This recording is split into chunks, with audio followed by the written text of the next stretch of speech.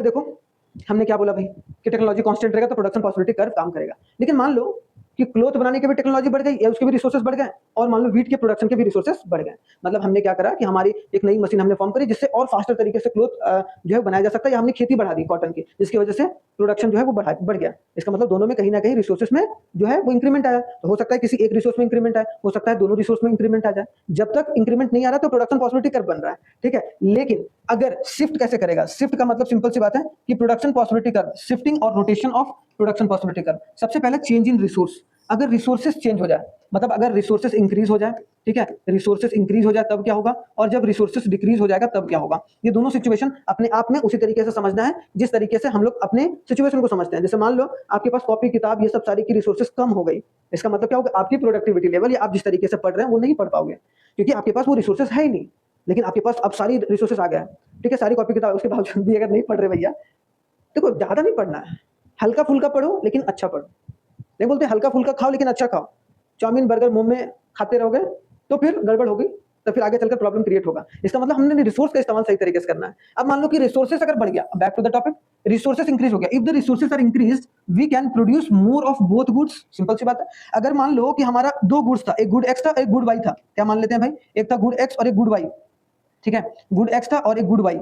अब ये good x है और एक गुड वाई है। अब मान लो इसका भी रिसोर्सेज बढ़ गया ए से A1 और इसका भी रिसोर्सेज, इसका मतलब जो प्रोडक्शन पॉसिबिलिटी कर्व पहले इधर था अब प्रोडक्शन पॉसिबिलिटी कर्व किधर बढ़ जाएगा, इधर बढ़ जाएगा। मतलब आप बोलकर चलोगे प्रोडक्शन पॉसिबिलिटी कर्व राइट की तरफ शिफ्ट कर जाएगा, राइट वर्ड शिफ्ट होगा, ठीक है, क्या होगा, राइट वर्ड शिफ्ट देखने को मिलेगा। इसका मतलब पहले ए बी था अब शिफ्ट होकर क्या हो जाएगा, A1 B1 हो जाएगा। आई बात समझ में। अगर दोनों की रिसोर्सेज में चेंज आया है तो चेंज में कौन सा चेंज, अगर हमारा रिसोर्सेज बढ़ा है, ठीक है, कोई समस्या नहीं, रिसोर्सेज हमारा बढ़ा है, क्लियर, यहां तक समझ में आया। अगर मान लो कि रिसोर्सेस रिड्यूस हुआ है, ये हाफ ईयरली के लिए भी बहुत इंपॉर्टेंट है भैया, ध्यान से देखिएगा।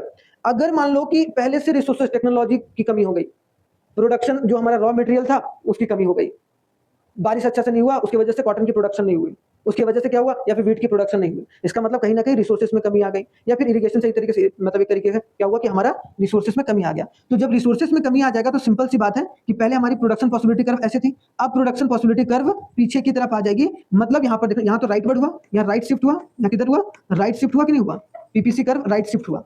यहाँ पर पीपीसी कर्व क्या होगा, पहले ए बी था अब क्या होगा A1 B1 अभी भी होगा, लेकिन ये कैसा शिफ्ट होगा, लेफ्ट शिफ्ट होगा, ठीक है, लेफ्ट, ऐसे इसको लिख लो, एक मिनट, इसको हम लोग बोल देंगे ऐसे करके लेफ्टवर्ड शिफ्ट हुआ है, लेफ्टवर्ड शिफ्ट हुआ है। इसका मतलब क्या है, पीपीसी कर्व भी हमारा क्या हुआ है, लेफ्टवर्ड शिफ्ट हुआ है। मतलब पीपीसी कर्व हमारा नीचे की तरफ आया, हमारे लेफ्ट की तरफ, आप ऐसे खड़े हो आपके लेफ्ट की तरफ खिसक गया, ठीक है, अगर दोनों गुड्स के रिसोर्सेज में कमी आई है, ठीक है। तो पहला केस याद करना है कि चेंज इन रिसोर्सेज, अगर रिसोर्सेज में चेंज होता है उसकी वजह से पीपीसी में क्या चेंजेस निकल कर आता है, ये अपने आप में इंपॉर्टेंट है। आई होप सो यहाँ तक क्लियर होगा। अगर ऐसा क्वेश्चन आ गया तो आप बढ़िया से क्लिक मार दोगे, ठीक है, बढ़िया। चलिए डन डन डन, आगे बढ़ते हैं, थोड़ा सा आगे आराम आराम से बढ़ते हैं, कोई जल्दीबाजी है नहीं।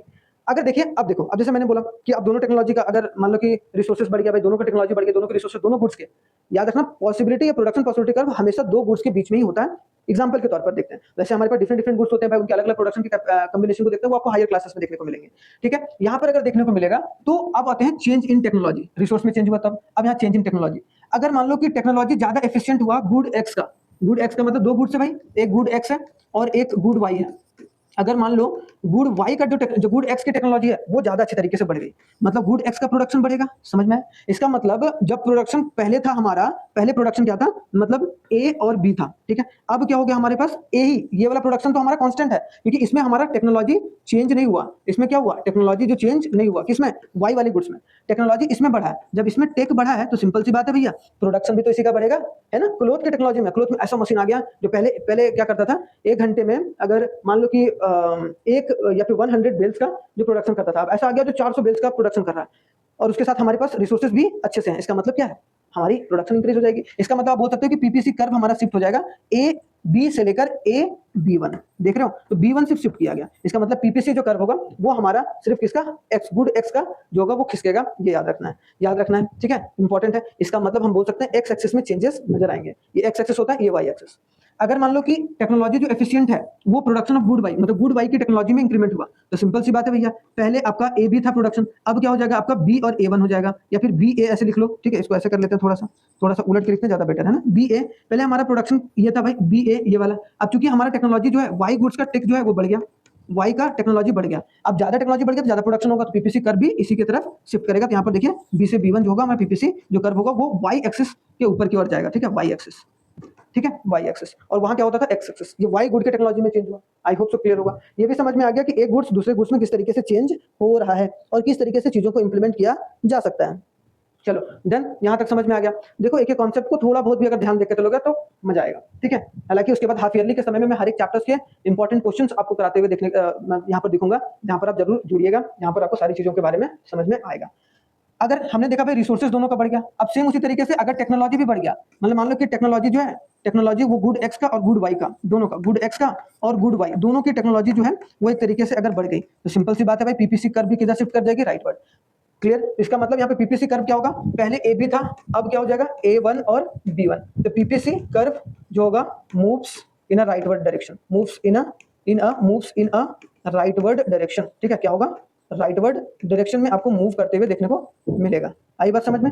राइटवर्ड मतलब क्या बोलेंगे भाई, efficient technology of production of good x and the good why would mean that greater production of both goods. इसका मतलब अगर टेक्नोलॉजी बढ़ा है इसका मतलब इसका प्रोडक्शन भी बढ़ा होगा, सिंपल सी बात है। और अगर इसका प्रोडक्शन भी बढ़ा होगा इसका मतलब इसका प्रोडक्शन पॉसिबिलिटी कर्व भी बढ़ा होगा, ठीक है, सिंपल सी बात है। पहले एक कॉम्बिनेशन यहाँ था, अब सोचो ये वाला कॉम्बिनेशन, अब ये वाला कॉम्बिनेशन यहाँ चला गया, ये वाला, इसका मतलब कहीं ना कहीं चेंजेस देखने को मिल रहे हैं, लेकिन यहाँ भी और यहाँ भी, इसका मतलब इसका कर्व भी जो प्रोडक्शन पॉसिबिलिटी कर्व है वो भी शिफ्ट कर जाएगा। Accordingly the PPC curve would shift to the right, किधर शिफ्ट होगा, राइट की तरफ, ठीक है, डन। तो ये चीज समझ में आ गया आपको, श्योर शॉर्ट, इसमें कोई दिक्कत परेशानी नहीं होगी, ठीक है।